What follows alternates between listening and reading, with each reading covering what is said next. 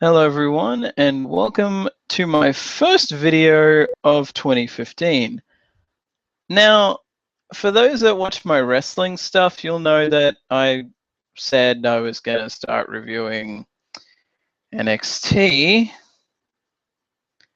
Well, I'm pretty much going to ditch that idea for now, because if you've noticed, this is my first video in a month or so. So yeah, probably a dumb idea to suggest that I would review something weekly. So, to make it up to those people and the fact that I just, well, I wanted to do a fucking video, here we go, a review of, or at least my thoughts on anyway, the final Hobbit movie. And I must say, this was the best one. The Hobbit, The Battle of the Five Armies, which you'll know I probably cut out of the pretty much just to save space. Anyway, like this movie of the three is above and beyond the rest. This is the fucking best of the three. This justifies it being a trilogy as far as I'm concerned. Because if you look at Desolation of Smaug, which I'd say is easily the worst of the three, I paid to see it and I don't regret it, so it's not completely shit. Or at least generally, I saw all three of these in the cinemas with my dad. I think he paid for the first two to get in because I didn't have a job at the time. Or if I did for Desolation of Smaug, I hadn't started getting paid yet. But yeah, I paid to go see Battle of the Five Armies twice. The first time, I paid for myself and my dad to get in. The second time, which was this Tuesday just gone, I went and saw it again. Cheap, because I pretty much primarily go on Tuesdays for that reason. Australia has a cheap Tuesday thing at the cinemas.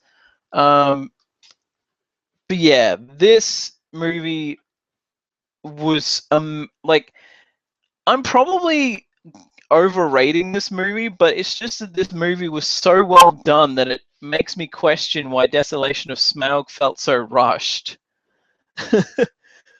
I think they gave themselves extra time for this, as far as editing went, maybe, and that's why.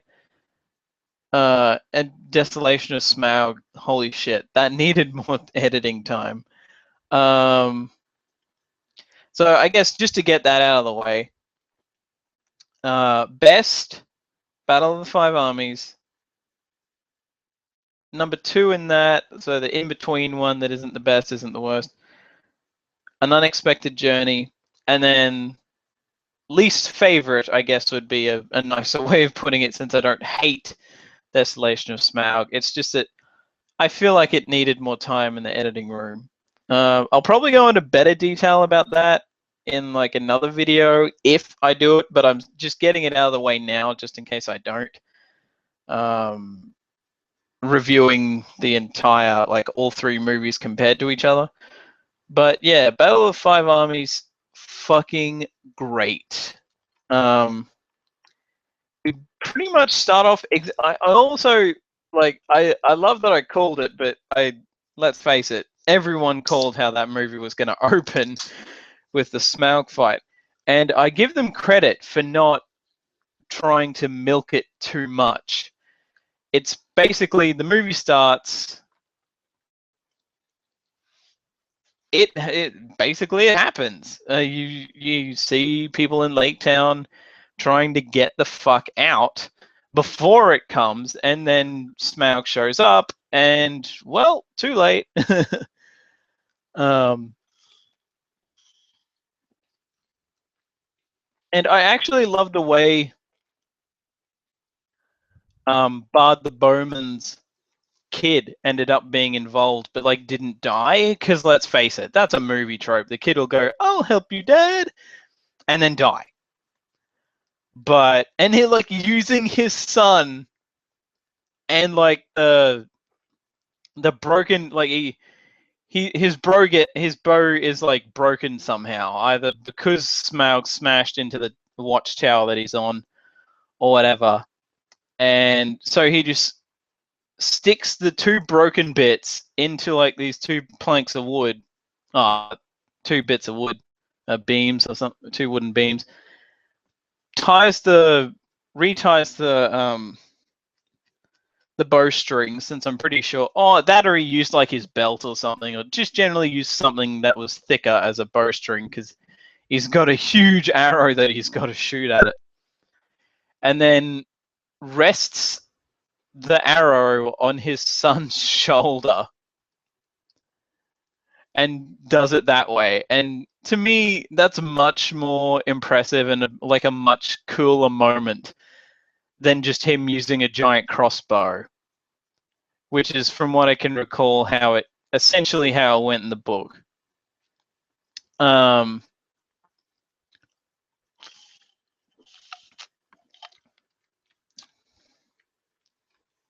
they only cut away from this once, and it's for a few seconds, like 10 seconds, maybe 20, maybe half a minute.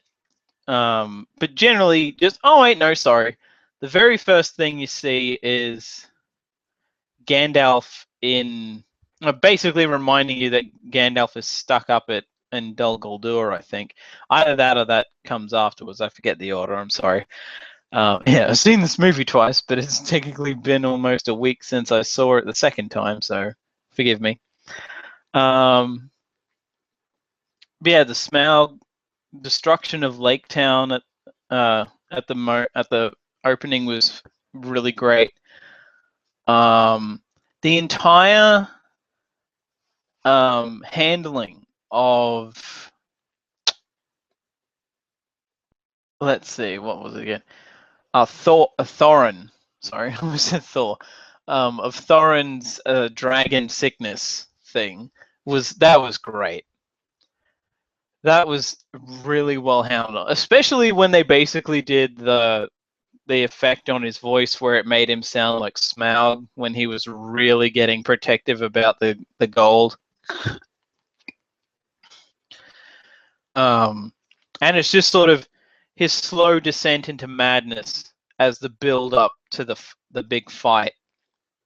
Then we have what might be my favorite bit of the movie from just a pure fanboy perspective. The fucking White Council against generally the White Council in Dol Guldur. That shit was fucking great. Like when Galadriel just blasts that orc to like nothing, or goblin or whatever, to nothingness, I'm just like, holy shit. I was both like, holy shit, and at the same time also kind of laughing. But like not laughing at it as in that stupid, laughing at it as in, holy shit, that's fucking amazing. And then like Elrond and Saruman like both of them alone fend off all of the Nazgul, all 9. I mean, they don't exactly have an easy time about it, but it's like, holy shit, yes! Saruman fucking like, come on! It's obviously not Christopher Lee doing any of that fighting, because he's like fucking ancient. But the fact that he was in the movie at all, and in these movies at all, in this subplot, and he gets his own little fight scene, it's like, yeah! And so, yeah, that all ends well. Galadriel goes into her water state, which has been improved upon from the Lord of the Rings movies, where it was essentially a digital effect, to something that looks like it's kind of still possibly a bit of a digital effect. Well, it would be to a degree anyway. But pretty much mostly practical, by making her just look like that little girl from The Ring, but, still obviously Galadriel. So the whole effect of her looking drowned, which they tried to achieve digitally, now they've just done it this way. And it looks really fucking cool. And she just fucking uses the thing that she gives to Frodo in the Fellowship of the Ring to like banish Sauron, sorry, and the Nazgul, and they all fuck off to Mordor.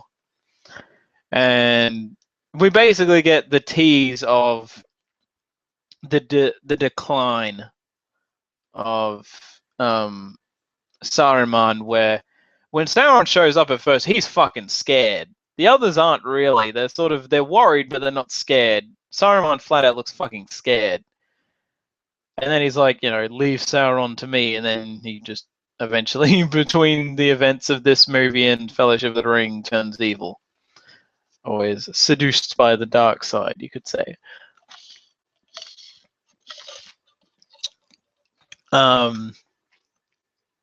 Legolas, this Legolas of the Hobbit trilogy, or at least specifically Desolation of Smaug and Battle of the Five Armies, this Legolas is the best Legolas ever. Ever. In any form of media. This is the best Hobbit, this is the best movie Legolas. This is the best anything fucking Legolas. This is better than the book Legolas. Book Legolas was fucking bland as fuck and didn't serve any purpose aside from sucking Aragorn's dick. The movie version of Legolas in the Lord of the Rings trilogy was, again, essentially a blank slate, and they tried to do nothing with him. Aside from make him like the point out, like Captain Obvious. Excuse me. But I won't really go too much into that. Well, then again, while I've brought him up, the love triangle, did air quotes, but of course you can't see that.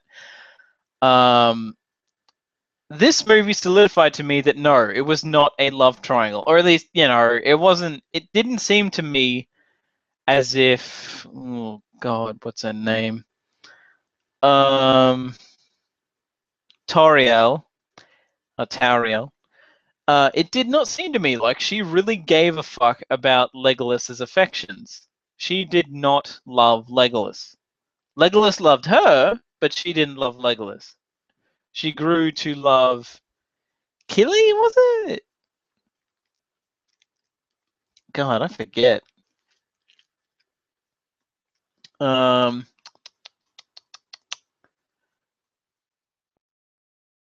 Killy, yeah. Sorry. So yeah, that to me, even in Desolation of Smaug, that did not come across as a hammered in sort of a love triangle. To me, that seemed like they did the best with what they had, and they had to do it. It was a studio mandated thing. They did not want to do it. Apparently, according to the actress, they had told her, we are not going to do that, and then they came back and like, the studio wants us to.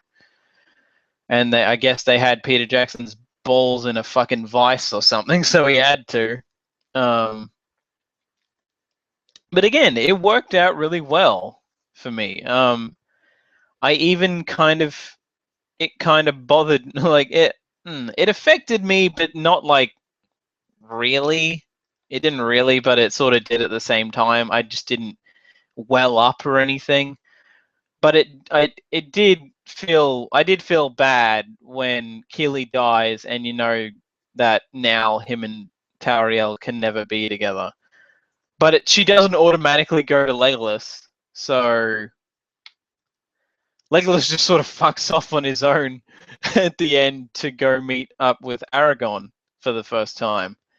So, no one ends up with anyone in that love triangle. What a weird way for that to end. The woman doesn't end up with anyone. The actual person she did want, dies. Because, well, he had to, because he died in the book.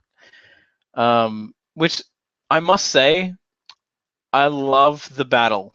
I'll skip ahead, and because I'm talking about stuff that happens later anyway. And I've really talked about all I really have to. So the battle itself, I think, is the best fucking battle I've ever seen in cinematic history. Like, of all the fucking movies I've seen with a medieval style battle, fantasy or otherwise, this is the fucking best one. Because this felt like a legit battle. I mean, you know, there's fantasy aspects, there's trolls and all that shit, and generally the evil forces are orcs and stuff like that. But it felt like a real battle. Like they were using actual battle tactics. And, you know, yeah, the Lord of the Rings ones, they were as well. But this one felt more organized, or at least the villains felt more organized. Which is weird, because the fucking Nazgul were leading the Minas Tirith attack, but you get what I mean. This battle felt way more planned. It felt better planned, I guess would be the way to say it. Fucking Billy Connolly as Dane, Dane Ironfoot, or whatever his sort of nickname was, played by Billy Connolly. That was fucking hilarious. My dad and me just sort of laughed at that when we initially realized it was him, and then like just it looked like it was a CG job pretty much entirely, like a CG head on like an actual, on like a different actor's body, or maybe like an actual dwarf, so like an actual person that was that short, maybe. But yeah, which was a bit distracting, but I guess at Billy Connolly's age, he probably couldn't really have done any action stuff, so he would have had a stand-in anyway. And the elves and the elves and the dwarves fighting together, that was pretty damn cool. Because it's the only time we ever really see that on that larger scale, compared to, you know, just Aragorn and Legolas and Gimli working together in the Fellowship, and generally in Lord of the Rings. Now we see an army of elves and an army of dwarves actually working together. When those elves jumped over that fucking barricade sort of thing, that human barricade the dwarves had set up, or I guess you'd say dwarven barricade, right? That they'd sort of set up with their shields and that, and their spears, and you just see the fucking elves jump over them. It's like, yes! This was just, I could go on for fucking days about this movie. I'd probably be repeating myself a fuck ton, but this was great. The Eagles, even, people can't really go, well, why didn't blah blah blah. Well, in the Hobbit's case, you generally can't argue, well, why didn't they use the Eagles? Because, well, let's face it, would the Eagles want to go anywhere near that fucking mountain? I don't think so. And the only reason they show up at the end fight in this one is because now Smaug's gone. So it's not, and Radagast is the one that asked them to show up. So, you know, Bjorn is there as well, which the funny thing is I realized, I guess, that for some reason I was dumb enough to think that Bjorn would actually be the one to either kill Azog or Bolg, because in the book he actually does kill Bolg. But considering they spent like absolutely no time on his character in Desolation of Smaug, I guess it makes sense that he just sort of be there as a cameo, but would not actually kill any generals because, well, he was barely in it. Even in the book, he's only really there for like a couple pages, from what I can remember off the top of my head. But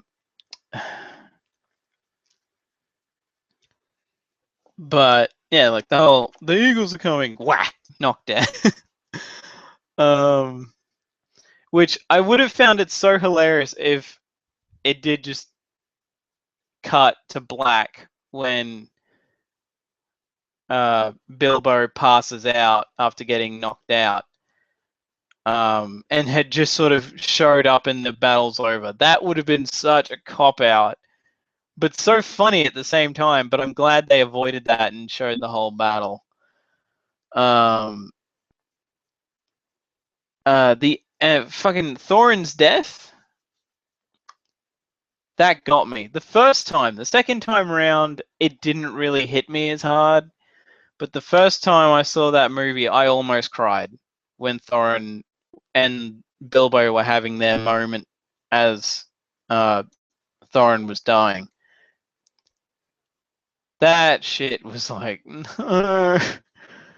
It's like, God damn it. Like, I knew I'd read the book before I saw any of these movies, unlike Lord of the Rings.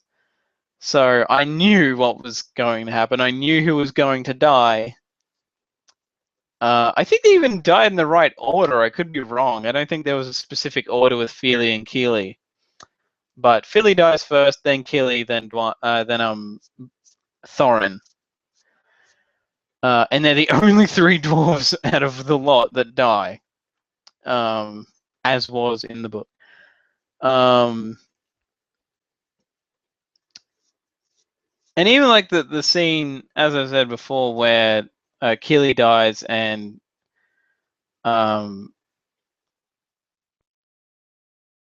Tariel is mourning him, and she's basically her trying to understand what love is, because I guess for whatever reason, maybe it's because she's a soldier that's so dedicated, she's not really used to experiencing real love, and she'd been called out before by Thranduil as, no, you don't really have feelings for that dwarf. It's whatever feelings you do have, it's probably just lust, it's not real, that sort of thing. And then Thranduil sort of returns that at the end by saying, she says, why does it hurt so much? And he says, because it was real. So she actually loved him. And sort of her feelings are, you know, I was going to say justified, but I'm thinking, wait a minute, that's not the right, that's not the word I'm looking for. But yeah, overall, great movie. The only thing that I would have liked changed is the ending, the very, very end. I don't mind at all. I'm okay with the ending, by the way. Just to clarify, I like the ending. How it was a callback to one of the very first few scenes after the prologue, anyway, in Fellowship of the Ring, but from Bilbo's perspective of the whole no, thank you, we don't want any visitors, well wishes, or distant relations. And Gandalf says, and what about very old friends? And Bilbo perks up and then goes to the door.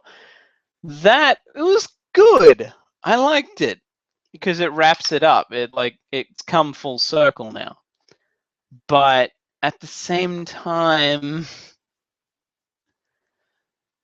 I really wish it would have ended not necessarily exactly the same way the book did, not down to the nth degree, not every single goddamn letter. Sorry about that. I was blowing dust off the book.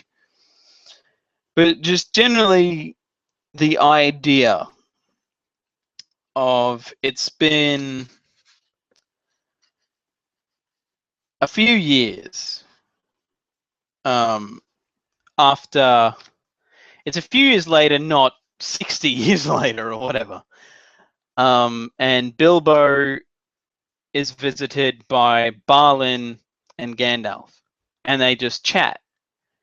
Even if it had just ended on him greeting them and them going into his home to talk, and eat and feast and whatever. That would have been great, because they really need to. I think they succeeded, but they really need to emphasize Balin a lot, every chance they get, because now you'll go back and watch Fellowship of the Ring and get to the Balin's tomb scene, and you'll be like, oh fuck, this guy's dead, damn it. And it'll really suck, and it does. Because like it was, even as I was reading the book, I was like, oh shit, he dies. So I'm glad that Balin had a presence in all of these movies, because it makes it worth it. When you go back and watch Lord of the Rings. Yeah, I can't comment on any of the other. I wouldn't be able to anyway. It wouldn't make sense to in this video, but I can't comment on the other extended editions. But I'm looking forward to the extended edition to this, because this movie went under 2.5 hours, only by about 10 minutes, but still. Or maybe 5 minutes under. I'm not entirely sure. But because of that, yeah, like I'm really looking forward to the extended edition of this, and eventually getting all 3 extended editions. I'm pretty much just waiting until they release a box set. But yeah, I think that'll do, because otherwise I'm just going to ramble on about shit.